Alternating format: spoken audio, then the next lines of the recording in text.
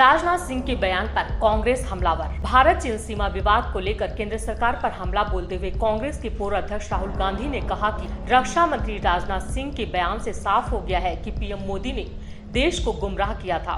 राहुल ने ट्वीट कर कहा कि रक्षा मंत्री के बयान से साफ है कि मोदी जी ने देश को चीनी अतिक्रमण पर गुमराह किया। हमारा देश हमेशा से भारतीय सेना के साथ खड़ा था, खड़ा है और खड़ा रहेगा।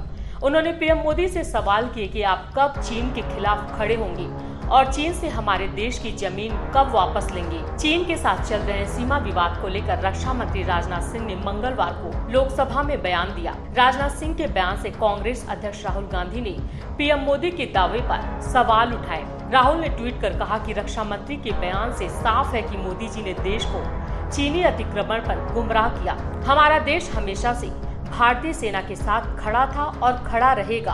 उन्होंने पीएम मोदी से सवाल किया कि आप कब चीन के खिलाफ खड़े होंगे और चीन से हमारे देश की जमीन कब वापस लेंगे। वहीं कांग्रेस के प्रवक्ता रणदीप सुरजेवाला ने भी ट्वीट पर पीएम मोदी को घेरा। उन्होंने ट्वीट किया, राजनाथ जी देश सेना के साथ एकजुट है, पर ये बताएं कि चीन ने हमारी सरजमी पर कब्जे का दुस्साहस कैसे किया। मोदी जी ने चीन द्वारा हमारे क्षेत्र में घुसपैठ न करने के बारे में गुमराह क्यों किया। रणदीप ने राजनाथ सिंह से सवाल पूछा कि चीन को हमारी सरजमी से वापस कब खदेड़ेंगे। उन्होंने पूछा कि चीन को लाल आंख कब दिखाएंगे। इससे पहले संसद के मानसून सत्र के दूसरे दिन कांग्रेस ने भारत और चीन के बीच सीमा विवाद पर चर्चा की मांग करते हुए सदन से वॉकआउट कर दिया। बताया गया कि कांग्रेस सांसद रक्षा मंत्री राजनाथ सिंह से सवाल करना चाहते हैं। स्पीकर से अनुमति नहीं मिलने के बाद कांग्रेस सांसदों ने सदन से वॉकआउट कर दिया। पार्टी के नेताओं का कहना है कि सदन की परंपरा के अनुसार प्रमुख मुद्दों पर बहस की जानी चाहिए, लेकिन सरकार उनके सवालों से डरी हुई है। कांग्रेस नेता अधीर रंजन चौधरी ने वॉकआउट को लेकर कहा कि हमारी मांग केवल यह थी कि देश भी हमारा है।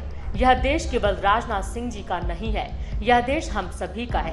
हम अपने दिल की बात, मन की बात रखना चाहते थे। हम देश के सैनिकों को सम्मान देने का मौका नहीं गंवाना चाहते थे, लेकिन सरकार नहीं चाहती थी कि हमारे मुंह से आवाज निकले। राजनाथ सिंह ने बताया, सदन जानता है कि भारत चीन की सीमा का प्रश्न अब हल नहीं हुआ है। भारत चीन की सीमा का ट्रेडिशनल अलाइनमेंट चीन नहीं मानता। लद्दाख के इलाकों के अलावा चीन अरुणाचल प्रदेश की सीमा से 90,000 वर्ग किलोमीटर इलाके को भी अपना बताता है। सीमा का प्रश्न जटिल मुद्दा है, इसमें सब्र की जरूरत है। उन्होंने कहा, मौजूदा स्थिति में चीन ने LAC और अंदरूनी इलाकों में भारी तादाद में सेना और गोला बारूद को जमा किया है। हमने भी जवाबी कदम उठाए हैं। हमारी सेना हर परिस्थिति के लिए तैयार है। रक्षा मंत्री राजनाथ सिंह ने मंगलवार को लोकसभा में चीन पर जमकर हमला बोला। हालांकि सीमा पर चीन के साथ जारी विवाद को लेकर राजनाथ के बयान के बाद कांग्रेस अध्यक्ष राहुल गांधी ने पीएम मोदी के दावे पर सवाल उठाए। उन्होंने कहा कि चीन की ओर से किए गए अतिक्रमण को लेकर पीएम मोदी ने देश को गुमराह किया। यह रक्षा मंत्री के बयान से साफ हो गया है। राजनाथ सिंह ने बताया कि किस तरह चीनी सैनिकों ने यथास्थिति को बदलने की एक तरफा कोशिश की।